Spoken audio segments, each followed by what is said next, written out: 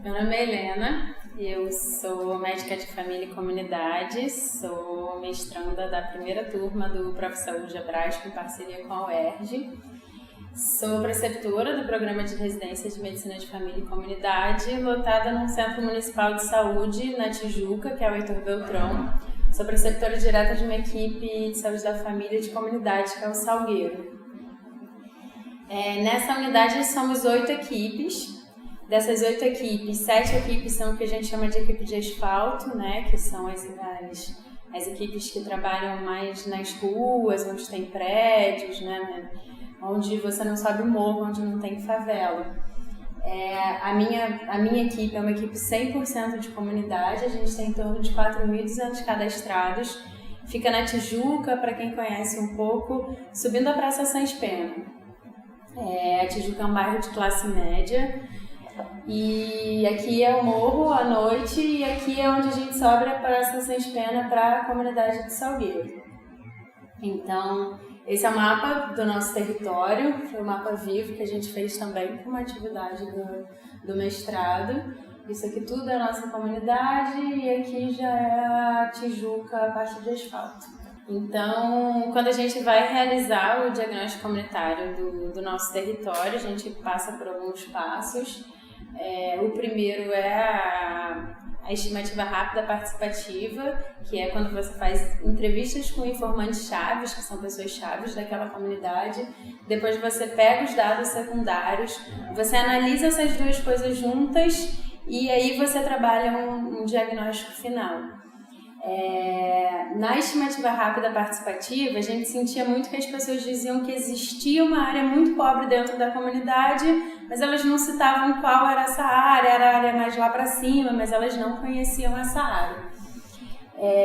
Então, quando a gente vai passar a analisar os dados secundários, primeiro a gente tenta comparar a equipe, o nosso território, com a Tijuca e o Rio de Janeiro. E a gente percebe que existe uma desigualdade social muito grande quando a gente vai comparar a comunidade com o resto da unidade, que são aquelas equipes que eu falei de asfalto. Então, a gente percebe que no meu Centro Municipal de Saúde, quando você vai avaliar todas as equipes, a gente tem uma pirâmide já com a base mais afinada, que você já começa a ter um envelhecimento populacional. E quando você vai para a pirâmide do Salgueiro, você percebe que já tem uma base mais alargada, que tem um envelhecimento populacional bem mais reduzido. Comparando ainda, né, a nossa comunidade com a Tijuca, que é o bairro que a nossa comunidade está inserida, a gente vai ver os dados secundários de analfabetismo. A gente tem uma taxa de analfabetismo no início o dobro maior do que a Tijuca, e depois a gente chega a 5 vezes em maiores de 15 anos. Essa é uma das questões do nosso território, que é o analfabetismo entre os adolescentes. Em relação à renda, também no Salgueiro, a gente vê que mais de 40% da nossa comunidade recebe menos de um salário mínimo por família. Enquanto você vai perceber na Tijuca, que é um bairro de classe média, como eu disse, mais de 60% recebe mais de 3 salários mínimos, e quando você pega o Rio de Janeiro como um todo, mais da metade recebe mais de um salário mínimo e mais de 40% recebe mais de 2 salários mínimos.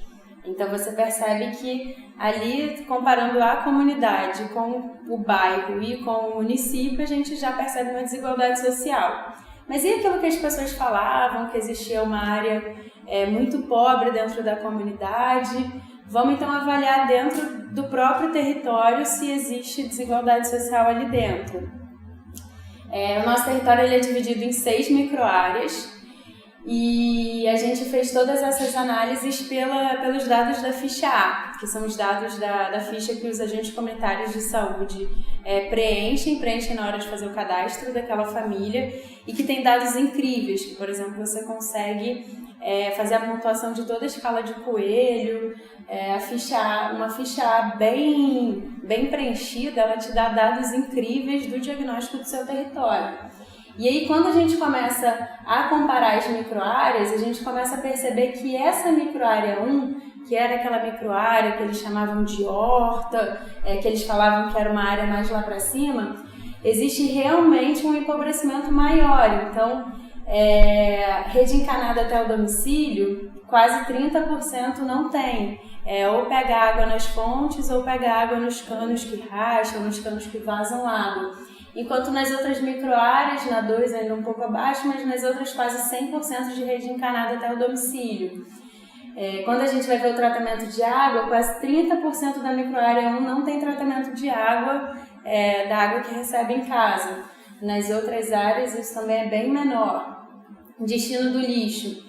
Então a gente tem aqui a céu aberto 13%, lixo queimado 13% e todas as outras têm coleta de lixo, principalmente porque é até onde o caminhão da Conlurb chega. Na microárea 1 o caminhão não chega. E aí quando a gente vai também avaliar a pirâmide etária, comparando as microáreas, e aí a pirâmide etária ela é um bom indicativo para a gente de como está a situação de saúde e adoecimento da nossa população, quando a gente vai ver a microárea 1, ela tem um alargamento da base maior do que a microárea 3, que é uma microárea que tem uma renda maior que a microárea 1, e a microárea 3 já tem um envelhecimento populacional maior do que a da microárea 1. E aí quando a gente pensa nisso, a gente pensa, então existe uma população mais vulnerável, uma população mais empobrecida nessa microárea 1, uma população que necessita mais, então que provavelmente tem mais acesso aos benefícios sociais. E aí quando a gente vai ver, não é ela que tem o maior acesso aos benefícios sociais. A microárea 4 tem 24%, a microárea 5 a mesma coisa que ela, a 2 quase a mesma coisa. Então o que a gente percebe é que, apesar do maior risco e vulnerabilidade dessa microárea, não são essas pessoas quem mais recebe o Bolsa Família. Então a percentagem é abaixo do que a gente esperava receber. E aí a gente começa a pensar na lei dos cuidados inversos. O que é a lei dos cuidados inversos? O Tudor Hart, na década de 60, ele e a esposa dele, a Mary Thomas, eles começaram, tem um documentário incrível sobre isso, eles começaram a ler nos jornais, eles eram médicos de família, né? Eles eram GPs, e eles começaram a ler no jornal que tinham pessoas morrendo precocemente de eventos secundários, de doença cardiovascular, de hipertensão, de diabetes. Ele falava, não, as pessoas que eu cuido não estão morrendo de hipertensão e diabetes, cadê essas pessoas que estão morrendo precocemente? E aí a Mary Thomas fala, elas estão dentro das fábricas. Ou seja, as pessoas que ficavam trabalhando e era uma carga de trabalho, né, exaustiva e grande, que você não tinha nem tempo hábil de você procurar um serviço de saúde. E foi quando eles começaram a atender dentro das fábricas. E aí é quando ele cita a lei dos cuidados inversos, que a oferta de cuidados médicos de qualidade tende a variar em sentido inverso ao das necessidades em saúde da população servida. Então, aqueles que mais necessitam são os que menos têm acesso aos serviços de saúde. Então, esse é justamente o que a gente percebe na área 1. Por quê? Apesar de ser uma equipe, apesar de ser uma microárea, né, apesar de ter pessoas extremamente vulneráveis, a gente percebe que as pessoas da microárea 1 são as que menos vêm até a unidade. A gente não conhece muitos casos da área 1. Então, a gente percebe uma vulnerabilidade a partir do diagnóstico comunitário, e aí a gente percebe que, mesmo sendo a microárea mais vulnerável, é a microárea que está sem agente comunitário há quase um ano, né? A gente fez no fim de 2017, estava sem agente comunitário desde 2016. A agente comunitária ela adoeceu, e um adoecimento muito relacionado ao trabalho nessa área. Então, quando a gente vai pegar o diagnóstico comunitário dessa área, são 449 pessoas, 141 casas, 75% recebe menos de um salário mínimo por família e apenas 17% recebe a Bolsa Família. 30% sem tratamento de água e 13% do lixo vai para céu aberto e 13% queimado, né? Enquanto nas outras você tem 1 a 3%. E aqui a entrada da microárea 1, aqui é onde acaba o asfalto. A partir daqui não tem mais asfalto, você sobe essa escada, chão de terra, chão de lama, por isso que não tem coleta de lixo, né? A coleta de lixo ela para aqui. E aqui é onde começa a área 1, começa a ser um pouco de floresta mesmo, mais árvores. Então, 5 minutos para o Ulisses, né? Agora trazendo a coisa da narrativa. O Ulisses é um agente comunitário da equipe, muito bom, ele é um dos agentes comunitários mais antigos da unidade. Ele está há 6 anos na equipe, há 6 anos na unidade. E ele é muito crítico, ele traz muitas questões, né, para a equipe. E ele diz, não sei por que essa mania de dizer que a área 1 é a mais vulnerável, eles não vêm até aqui porque eles não querem. E é um discurso que a princípio faz sentido. Por quê? Porque a gente hoje trabalha com uma agenda que é por acesso avançado, todo mundo que chega é acolhido e praticamente 100% das pessoas que chegam são atendidas no dia. Ou são atendidas por médico, ou são atendidas por enfermeira, ou são atendidas pela técnica. Então, se eles não estão sendo atendidos pela gente, é porque eles não querem vir até aqui, porque a partir do momento que eles entram, eles são atendidos. Então, o que está acontecendo, né? Então, a gente passa por uma segunda atividade do mestrado, que era uma atividade educativa depois do diagnóstico comunitário. E a gente tenta associar o que foi o diagnóstico comunitário e essa sensibilização com o território da microárea 1. Então, o objetivo da atividade é trabalhar o significado de vulnerabilidade com a equipe, identificar a real vulnerabilidade dessa microárea 1, sensibilizar a busca ativa dos pacientes das áreas mais vulneráveis para, assim, reduzir a lei dos cuidados inversos. Esse trabalho todo com a equipe. Então, no passo a passo, que eu vou mostrar a partir de agora, nossa primeira atividade é fazer um mutirão. Então, a gente começa a fazer um mutirão de recadastramento e reconhecimento do território. A gente passa 2 sábados inteiros fazendo isso. E nesse mutirão a gente se depara com isso, né? A gente tem casas de pau a pique, a gente tem muito encanamento desses canos, né? Que eles pegam a água quando sai. A gente tem muita casa de madeira de demolição, né, que são das madeiras que vão sendo jogadas fora. Aqui é o corredor das casas. A gente não tem energia elétrica em muitas das casas, então eles cozinham com óleo e querosene aqui e o tijolo. E lembrar que esse empobrecimento todo, aqui são os canos, que passam nas portas das casas, mas que não entram nas casas. A gente vê esse empobrecimento todo, lembrando que a gente está no meio da Tijuca.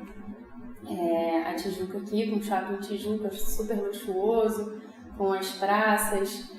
Para quem não conhece muito bem o Rio de Janeiro, é colado ali no Maracanã. O Salgueiro subindo essa rua aqui, ó. E aí a gente tenta, depois desses mutirões, depois de ter visto isso tudo, sentar com a equipe e tentar perceber o que tocou cada um. E todos os nossos agentes comunitários, eles não só moram como eles nasceram na comunidade, e os pais e os avós também. O Salgueiro é uma comunidade bem familiar. E aí eles falam, mora que desde que nasci não sabia que eles viviam assim. Muito adolescente casado com adolescente, me senti útil.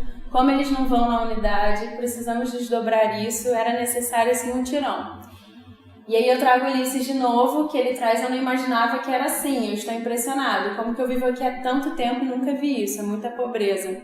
O que a gente percebe é que as pessoas que não vivem nessa área mais pobre, elas não sobem até lá.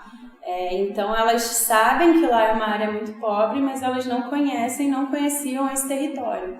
Então, para ver como que a desigualdade social ela está do nosso lado, né? E aí a gente começa a trabalhar o que é vulnerabilidade então para você. A Pamela, a pobre do garoto, se ele não mamasse ia morrer de fome. É a pobreza, pessoas com dificuldade de acesso a tudo, ao mundo, sem estrutura financeira, casas muito pobres, alto risco de doenças. É isso tudo, falta de lazer, falta de trabalho, a parte econômica, as casas pobres, risco alto de desfechos ruins para a própria vida, fragilidade. E aí vem o Ulisses e traz, pensando nas condições que a pessoa vive, econômica, cultural, ecológica e trabalho, são pessoas privadas disso tudo. Saúde, lazer, cultura, até ignorância por falta de estudo, e aí não vão em busca de seus direitos. Isso aqui, o Ulisses praticamente traduziu o que é a violência estrutural, né? Que é justamente o Estado negligenciar para as pessoas direitos humanos básicos. E aí, a partir do momento que essas pessoas são violentadas dessa forma, elas não buscam seus direitos, não buscam porque elas não se sentem nem fazendo parte daquilo. E aí a gente começa a trabalhar a lei dos cuidados inversos. Então, a área 1 é demandante do nosso serviço de saúde? A gente já percebia que não, porque essas pessoas não vinham até a unidade. E elas precisam de acesso à saúde? Sim, precisam muito, isso ficou claro. Existem pessoas na comunidade muito demandantes? Existem. A gente tem uma demanda muito grande, né? Nesse início, quando eu entrei em 2016, a gente tinha uma demanda de 70, 60 pessoas por turno. Agora a gente tem uma demanda de 30 pessoas por turno. Então isso é a lei dos cuidados inversos. Área 1, que necessita mais, é quem menos tem acesso. E as outras que demandam mais, têm mais acesso. Então, a partir daí, a gente percebe que a lei dos cuidados inversos existe, que inclusive a gente querendo levar a saúde da família e comunidade para as pessoas e querendo levar a equidade para as pessoas, a gente acaba por aumentar a inequidade, porque a gente acaba dando acesso para quem mais demanda e continua negando o acesso para quem mais necessita. E como que a gente vai agora fazer para transformar isso, né? Como que a gente vai fazer agora para dar acesso à saúde a essas pessoas? Então, a gente pensa em algumas estratégias, o posto de acesso avançado, que é atendimento no território, os grupos comunitários dentro do território, trabalho em rede. Essa área que estava, não sei se vocês lembram, há 2 anos sem agente comunitário, a gente divide ela por 2 agentes comunitários. A gente tenta garantir às crianças da área acesso à educação. Então, a gente tem reuniões de rede que eu vou mostrar. E a partir dessas reuniões de rede a gente fala, olha, a gente tem tal criança sem escola e aí o CRAS, que é o Centro de Referência de Assistência Social nosso, ele encaixa essas crianças muito rápido dentro das escolas. A importância do preenchimento adequado da ficha A, isso é muito importante, os dados da ficha A são muito valiosos, e garantir o atendimento das pessoas da área 1 que chegam à unidade de saúde. Então, a partir desse momento, todo mundo que chegava da área 1, no nosso prontuário eletrônico tem um izinho de informação.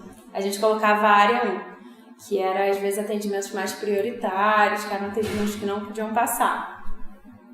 Então, esses são os nossos postos avançados. Tem um que a gente faz na padaria Caliel, que a gente faz toda sexta-feira, de 9 a 1. Essa aqui é a cobertura da padaria, que é um lugar incrível, é onde o Caxambu do Salgueiro, que é super cultural do Salgueiro, se reúne, esse espaço lindo. E a gente atende assim, ó. Fica a residente, a minha enfermeira, eu, cada um numa mesa, a gente vai conversando, não tem estresse nenhum. É um dos dias que a gente mais atende, inclusive, é no território.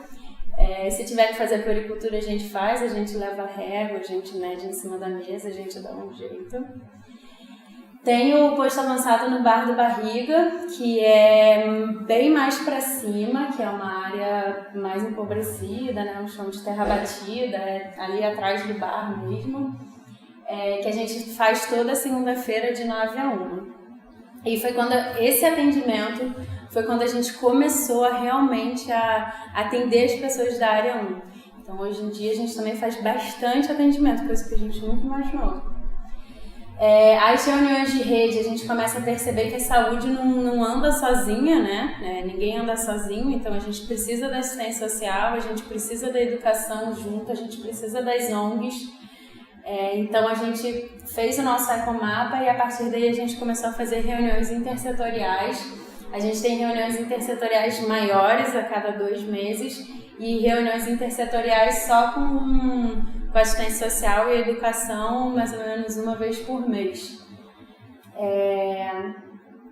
Aqui são os nossos grupos comunitários, então a gente tem 4 grupos hoje acontecendo, todos eles acontecem dentro do território.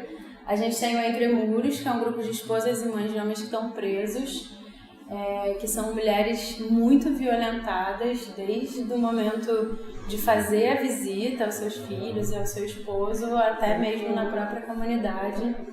A gente tem o grupo que é o Molecagem, que é o grupo de crianças, que são as 20 crianças dos casos mais complexos dentro da comunidade, por algum motivo, às vezes por por afastamento do pai, quando o pai está preso, às vezes por abuso, às vezes por empobrecimento. Aqui a nossa agente comunitária, Flávia, fazendo círculo familiar com uma dessas crianças. A gente tem um grupo de pais, que é um grupo que acontece dentro da escola, que fica dentro da comunidade, que é um grupo que acontece a cada 15 dias.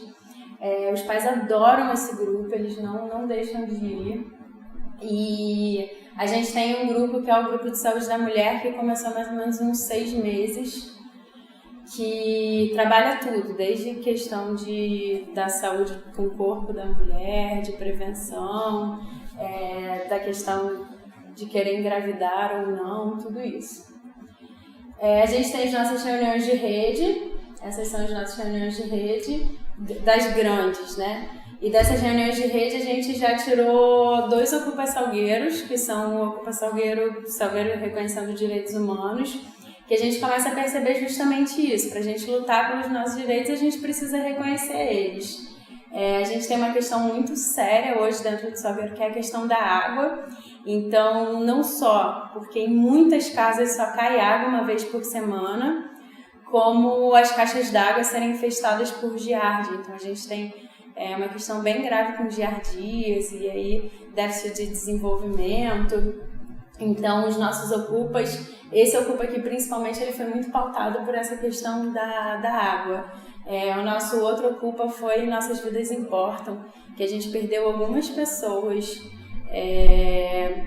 mortas pela polícia, mortas pela violência, mortas. Então, o nosso segundo ocupa foi mais nesse sentido.